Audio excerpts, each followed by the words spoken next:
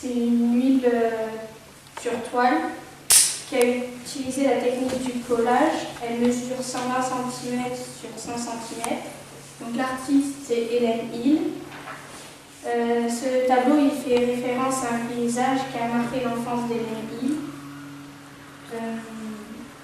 Il représente aussi des lumières souterraines. Elle a créé de grandes surfaces de couleurs par collage de papier avec de la peinture, des gouaches, des pastels et des encres. Et cette œuvre représente des couches qui délimitent des zones en forme d'horizon. À travers ce tableau, le spectateur il peut s'imaginer des paysages, donc il y en a plusieurs. Il y a des couleurs principales, l'orange, le rouge et le jaune. On peut également apercevoir des couleurs froides comme le blanc, le gris, le beige, mais il y a aussi du noir. Bonjour, aujourd'hui je vais vous présenter une œuvre. Cette œuvre s'appelle Le cimetière d'Asnières. C'est une œuvre de Alain Devise. Et cette œuvre en fait, m'a intriguée à cause de son côté sombre et son côté qui vire un peu vers le fantastique. On voit, en premier plan on voit des cimetières et en deuxième plan on voit un paysage clair. Donc quand on voit l'œuvre pour la première fois, on a l'impression qu'il fait nuit, alors que quand on regarde le ciel, en fait, il fait jour. Dans cette œuvre, on a l'impression que c'est une cité abandonnée, car on voit que tout est sombre, on dirait qu'il y a eu une guerre, malgré que les immeubles ne sont pas détruits. Je ne sais pas si on peut le voir, mais j'ai fait des recherches et j'ai vu qu'en fait, à cette fenêtre, il y a une ombre. On pourrait dire que c'est une silhouette, enfin on pourrait y croire. Et le peintre, lui, a décrit cette œuvre comme une œuvre fantastique, car pour lui, cette œuvre vire vers quelque chose de paranormal, qui ne peut pas être vrai. Et le peintre, pour faire cette œuvre, il s'est inspiré d'un appartement de son ami, là où il y avait plein d'œuvres d'art. Et avec ça, il s'est inspiré pour faire cette œuvre-là. Voilà. C'est un tableau de Claire Cour, qui est né en 1950 à Neuilly. Il a été fait en 2001.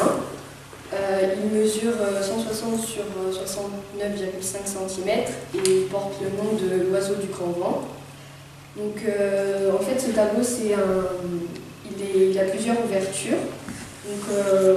Au début, là, on peut apercevoir un poème, mais qui est écrit dans n'importe quel sens. Donc, c'est un poème de François Daudat. Ensuite, là, ça s'ouvre. Là, on peut apercevoir des fenêtres avec des oiseaux qui sont écrits avec le poème aussi, pareil. Voilà.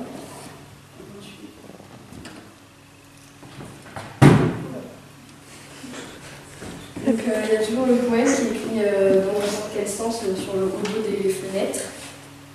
Et il apparaît aussi gravé ici. Le poème, c'est l'oiseau du grand vent volait de fenêtre en fenêtre, mais s'arrêtait parfois au guichet du bonheur, le temps d'y accueillir un copeau de miel ou d'espérance. En fait, ce poème, il s'adresse aux voyageurs qui voyagent beaucoup. Ensuite, on va apercevoir des petites grilles ici. Et quand on l'ouvre, il y a une petite touche de peinture de couleur dorée, et en fait, ça fait référence au copeau de miel d'espérance. Voilà, et j'ai choisi cette œuvre parce que je la trouvais originale grâce à sa fenêtre. Et voilà.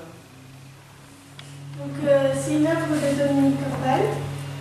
Dominique Corbal a représenté plusieurs tableaux différents, mais toujours avec des sortes de végétaux tressés, formant des mots différents pour chacune. La pièce se compose d'un chevalet sur lequel s'installe la photographie. On y voit un paysage et on y voit aussi deux œuvres qui sont représentées en bas. On y voit l'inscription Peignez-vous, réalisée à base de végétaux tressés. La pièce du chevalet portable et la collection de photographies fait 60 x 45 x 160 cm. L'artiste a aussi ajouté à sa collection un pinceau dont l'extrémité c'est des cheveux. Il complète le nécessaire et articule le questionnement lié à la peinture.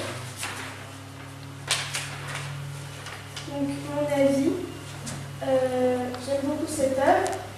Enfin, j'ai choisi la palette. Je trouvais qu'elle était très jolie. Elle est représentée différemment comparée à d'autres œuvres. Je trouve originale l'idée d'utiliser une palette de peinture comme support de travail plutôt qu'un chevalet. C'est assez amusant que cette palette ne soit pas une palette comme les autres. L'artiste a représenté un paysage sur la palette et dans le paysage, il a dessiné de la paille tenue droite et formant le mot paysage. Sur le contour de la palette, il a fait des aiguilles, je trouve ça très joli. Voilà. Bonjour, aujourd'hui je vais vous présenter cette œuvre. Elle s'appelle Sans titre. D'accord? Pas trop la toucher. Donc, moi, quand j'ai vu cette œuvre, je pensais à une sorte d'ouverture. Parce qu'au milieu, là, on peut voir un trait. Vous le voyez? Là, un trait. Et si on ouvrait, il y aurait un monde à l'intérieur. Avec un beau ciel bleu, avec la couleur bleue là. Des beaux traits verts, des belles fleurs et un beau gros soleil. Voilà. Donc, je pense que le peintre, il a peint cette œuvre pour stimuler notre imagination. Parce qu'on peut s'imaginer plein de choses en voyant cette œuvre. Mais en cherchant sur internet, eh bien, j'ai vu que le peintre, on a à peu près la même pensée.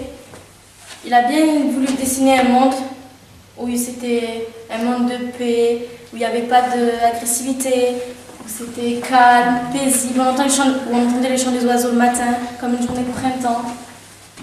Donc voilà, j'ai fini.